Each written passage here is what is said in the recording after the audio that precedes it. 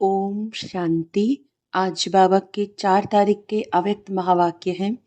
मुरली की revise date है 20 फरवरी 2005। मुरली का हेडिंग है दिल से मेरा बाबा कहो और सर्व अविनाशी खजानों के मालिक बन बेफिक्र बादशाह बनो। आज भाग्य विधाता बाप दादा अपने सर्व बच्चों के मस्तक के बीच भाग्य की रेखाएं देख रहे हैं। हर एक बच्चे के मस्तक में चमकते हुए दिव्य सितारे की रेखा दिखाई दे रही है। हर एक के नैनों में स्नेह और शक्ति की रेखा देख रहे हैं। मुख में श्रेष्ठ मधुर वाणी की रेखा देख रहे हैं। होठों पर मीठे मुस्कान की रेखा चमक रही है। दिल में दिलाराम के स्नेह में लवलीन की रेखा देख रहे हैं। हाथों में सदा सर्व खजानों के संपन्नता की रेखा देख रहे हैं। पाँव में हर कदम में पदम की रेखा देख रहे हैं।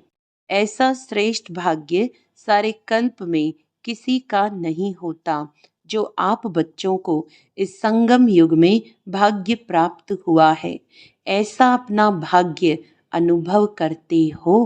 इतने श्रेष्ठ भाग्य का रूहानी नशा अनुभव करते हो।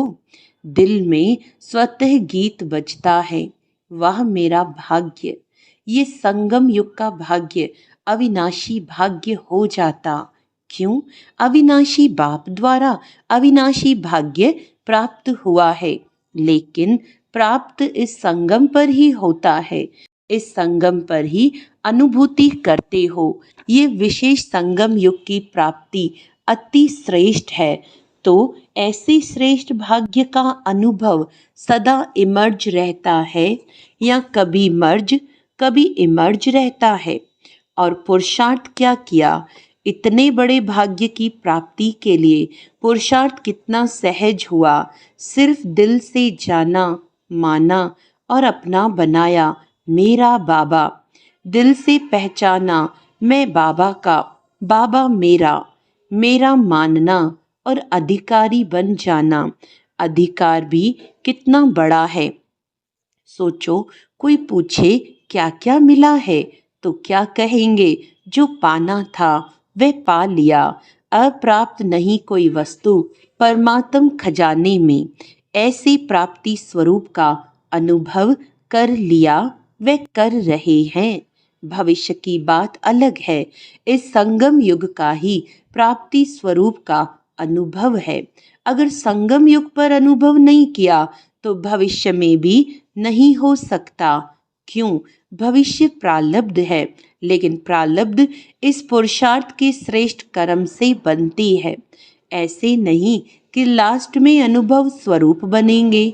संगम युग के बहुत काल का यह अनुभव है। जीवन मुक्त का विशेष अनुभव अब का है। बेफिक्र बादशाह बनने का अनुभव अब है। तो सभी बेफिक्र बादशाह हो कि फिक्र है? जो बेफिक्र बादशाह बने हैं वह हाथ उठाओ। बन गए हैं कि बन रहे हैं? बन गए हैं ना? क्या फिक्र है? जब दाता के बच्चे बन गए तो फिक्र क्या रह गया? मेरा बाबा माना और फिक्र की अनेक टोकरियों का बोझ उतर गया। बोझ है क्या? है।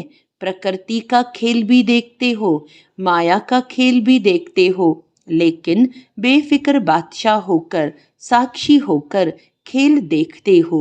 दुनिया वाले तो डरते हैं, पता नहीं क्या होगा। आपको डर है?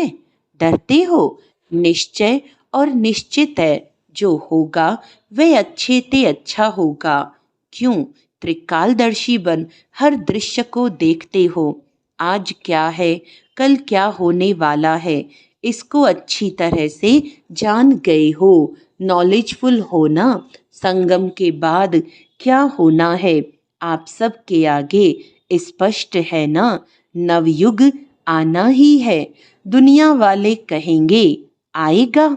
क्वेश्चन है आएगा, और आप क्या कहते हैं? आया ही पड़ा है। इसीलिए क्या होगा क्वेश्चन नहीं है। पता है स्वर्ण युग आना ही है। रात के बाद अब संगम प्रभात है, अमृत वेला है, अमृत वेले के बाद दिन आना ही है। निश्चय जिसको भी होगा वह निश्चिंत, कोई चिंता नहीं होगी, बेफिक्र। विश्व रचता द्वारा रचना की स्पष्ट नॉलेज मिल गई है। बाप दादा देख रहे हैं सभी बच्चे स्नेह के, सहयोग के और संपर्क के प्यार में बंधे हुए अपने घर में पहुंच गए हैं। बाप दादा सभी स्नेही बच्चों को, सहयोगी बच्चों को, संपर्क वाले बच्चों को अपने अधिकार लेने के लिए अपने घर में पहुंचने की मुबारक दे रहे हैं। मुबारक हो, मुबारक हो। बाप दादा का प्यार बच्चों से ज़्यादा है, वे बच्चों का बाप दादा से ज़्यादा है। किसका है, आपका या बाप का? बाप कहते बच्चों का ज़्यादा है। देखो बच्चों का प्यार है तब तो कहाँ कहाँ से पहुँच गए हैं ना। कितने देशों से आए हैं? 50 देशों से। 50 देशों से आए हैं, लेकिन सबसे दूर से दूर कौन आया है? अमेरिका वाले दूर से आए हैं।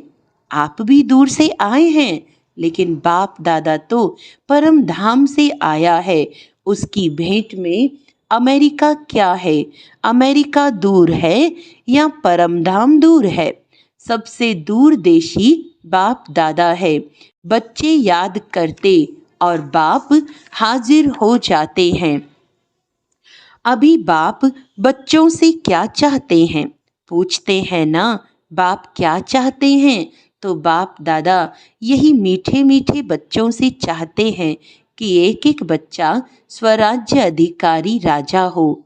सभी राजा हो, स्वराज्य है, स्व पर राज्य तो है ना। जो समझते हैं स्वराज्य अधिकारी राजा बना हूँ, वह हाथ उठाओ। बहुत अच्छा। बाप दादा को बच्चों को देखकर प्यार आता कि 63 जन्म बहुत मेहनत की है दुख अशांति से दूर होने की।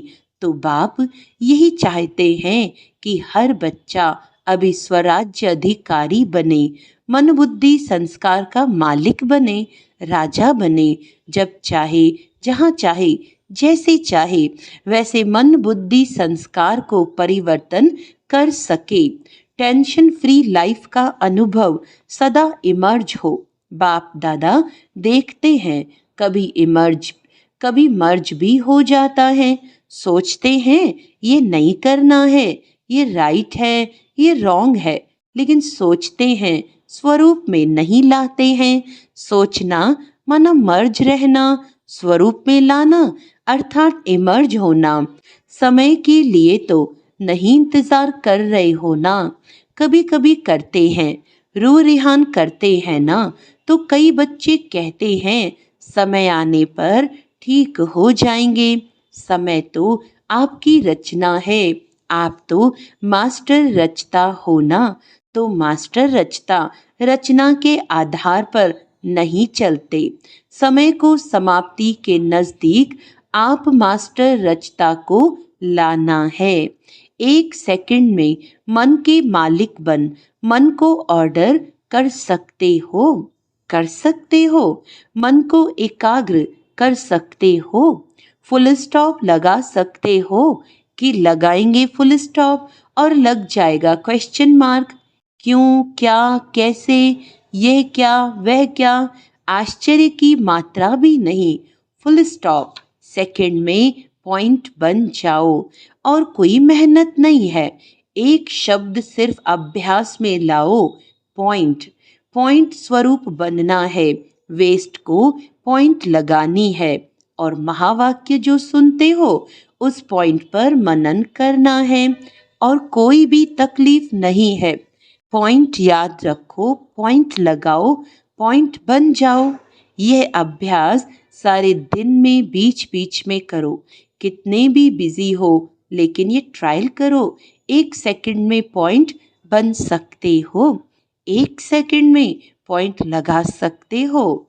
अब यह अभ्यास बार बार का होगा, तभी आने वाले अंतिम समय में फुल पॉइंट्स ले सकेंगे। पास विद ऑनर बन जाएंगे। यही परमात्म पढ़ाई है, यही परमात्म पालना है। तो जो भी आए हैं, चाहे पहली बारी आने वाले हैं, जो पहली बारी मिलन मनाने के लिए आए हैं, वह हाथ उठाओ। बहुत आए हैं, वेलकम। जैसे अभी पहली बारी आए हो ना, तो पहला नंबर भी लेना, चांस है। आप सोचेंगे हम तो अभी अभी पहले बारी आए हैं, हमारे से पहले वाले तो बहुत हैं, लेकिन ड्रामा में ये चांस रखा हुआ है कि लास्ट सो फास्ट और फास्ट से फर्स्ट हो सकते हो। चांस है, और चांस लेने वालों को बाप दादा चांसलर कहते हैं। तो चांसलर बनो, बनना है चांसलर, चांसलर बनना है। जो समझते हैं चांसलर बनेंगे, वे हाथ उठाओ, चांसलर बनेंगे। वाह, मुबारक हो। बाप दादा ने देखा यहाँ तो जो भी आए हैं वे सब हाथ उठा रहे हैं, मेजॉरिटी उठा रहे हैं। मुबारक हो, मुबारक हो। बाप दादा ने आप सभी आने वाले मीठे मीठे प्यारे प्यारे बच्चों को विशेष याद किया है। क्यों याद किया? आज सभा में देश विदेश के बहुत से वीआईपीस बैठे हैं। क्यों निमंत्रण दिया पता है? देखो, निमंत्रण तो बहुतों को मिला, लेकिन आने वाले आप पहुंच गए हो। क्यों? बाप दादा ने याद किया, क्योंकि बाप दादा जानते हैं कि जो भी आए हैं वे स्नेही सहयोगी से सहजयोगी बनने वाली क्वालिटी है। अगर हिम्मत रखेंगे तो आप सहजयोगी बन औरों को भी सहजयोग का मैसेंजर बन मैसेज दे सकते हो। मैसेज देना अर्थात गॉडली मैसेंजर बनना, आत्माओं को दुख अशांति से छुड़ाना। फिर भी आपके ही भाई बहनें हैं ना, तो अपने भाई व बहनों को गॉडली मैसेज देना अर्थात मुक्त करना। इसकी दुआएं बहुत मिलती हैं। किसी भी आत्मा को दुख अशांति से छुड़ाने की दुआएं बहुत मिलती हैं, और दुआएं मिलने से अतीन्द्रिय सुख, आंतरिक खुशी की फीलिंग बहुत आती है। क्यों?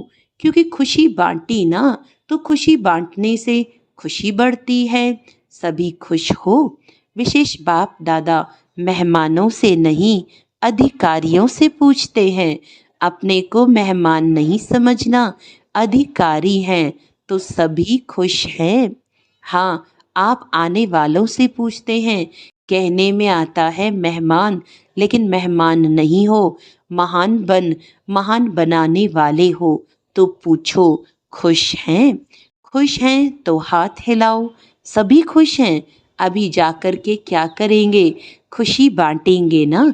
सबको खूब खुशी बांटना, जितनी बांटेंगे उतनी बढ़ेगी। ठीक है? अच्छा, खूब ताली बजाओ।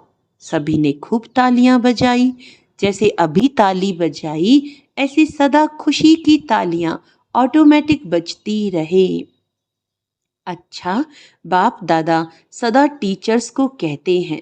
टीचर्स अर्थात जिसके फीचर से फ्यूचर दिखाई दे, ऐसी टीचर्स होना।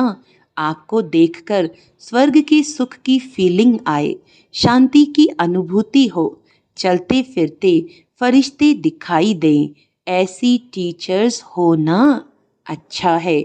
चाहे प्रवृत्ति में रहने वाले हैं, चाहे सेवा के निमित्त बने हुए हैं, लेकिन सभी बाप दादा समान बनने वाले निश्चय बुद्धि विजयी हैं।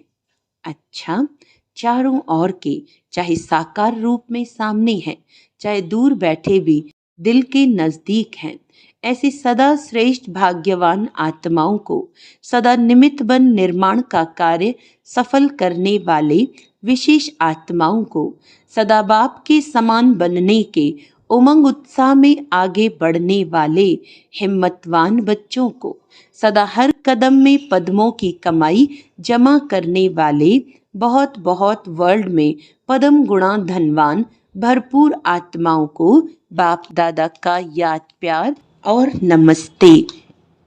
हम रूहानी बच्चों की रूहानी बाप दादा को याद प्यार गुड मॉर्निंग, नमस्ते नमस्ते नमस्ते जी। डबल विदेशी निमित्त बड़ी बहनों से अच्छा सर्विस का अच्छा सबूत दे रहे हैं, इससे ही आवाज फैलेगा।